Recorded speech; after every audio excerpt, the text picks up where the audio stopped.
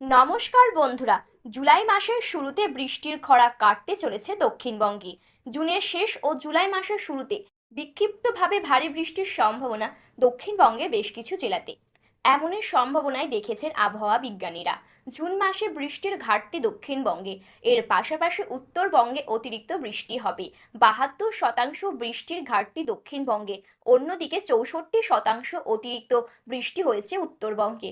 দেরিতে বর্ষা দক্ষিণবঙ্গে এবং বর্ষা এলেও বৃষ্টি না হওয়ায় জুন মাসে বৃষ্টির ঘাটতি থাকবে বলে অনুমান আবহাওয়াবিদদের। বর্ষা এলেও দক্ষিণবঙ্গে আপাতত ভারী বৃষ্টি নেই। বজ্রবিদ্যুৎ সহ হালকা থেকে মাঝারি বৃষ্টি স্থানীয়ভাবে হতে পারে। বৃষ্টি না হলে আর্দ্রতাজনিত অস্বস্তি থাকবে। বৃহস্পতিবার থেকে বজ্রবিদ্যুৎ সহ বৃষ্টির সম্ভাবনা ক্রমশ বাড়বে দক্ষিণবঙ্গে। আগামী 24 ঘন্টায় দক্ষিণবঙ্গের পশ্চিমের জেলাগুলিতে বজ্রবিদ্যুৎ সহ হালকা থেকে মাঝারি বৃষ্টির পূর্বাভাস। উত্তরবঙ্গে আজ বুধবার অতি ভারী বৃষ্টির পূর্বাভাস 4 জেলায়। বজ্রবিদ্যুৎ সহ বৃষ্টির সম্ভাবনা মালদহ ও দিনাজপুরে।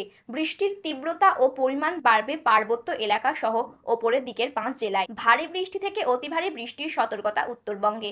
দার্জিলিং, কালিম্পং, আলিপুরদুয়ার, কোচবিহার এবং জলপাইগুড়িতে ভারী থেকে অতি ভারী বৃষ্টির সম্ভাবনা। কলকাতায় আংশিক মেঘলা আকাশ, বজ্রবিদ্যুৎ সহ হালকা থেকে মাঝারি বৃষ্টির সম্ভাবনা। বাতাসে জলীয় বাষ্পের পরিমাণ বেশি। বৃষ্টি না হলেও আর্দ্রতাজনিত অস্বস্তি থাকবে। জুন মাসের শেষ ও জুলাই মাসের শুরুতে বৃষ্টি বাড়বে। বিক্ষিপ্তভাবে বৃষ্টির সম্ভাবনা।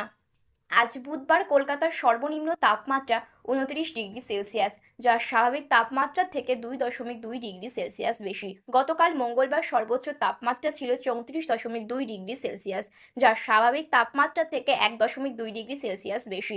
বাতাসে জলীয় বাষ্পের পরিমাণ 64 থেকে 92%। আগামী 24 ঘন্টায় কলকাতা শহরের তাপমাত্রা থাকবে 28 ডিগ্রি থেকে 34 ডিগ্রি সেলসিয়াসের মধ্যে। তো বন্ধুরা, এই ছিল আজকের আবহাওয়ার গুরুত্বপূর্ণ খবর। এইরকম আবহাওয়ার গুরুত্বপূর্ণ খবর সবার প্রথমে পেতে হলে আমাদের চ্যানেলটি সাবস্ক্রাইব করে পাশে থাকা বেল বাটনটি অল করে রেখে দেবেন।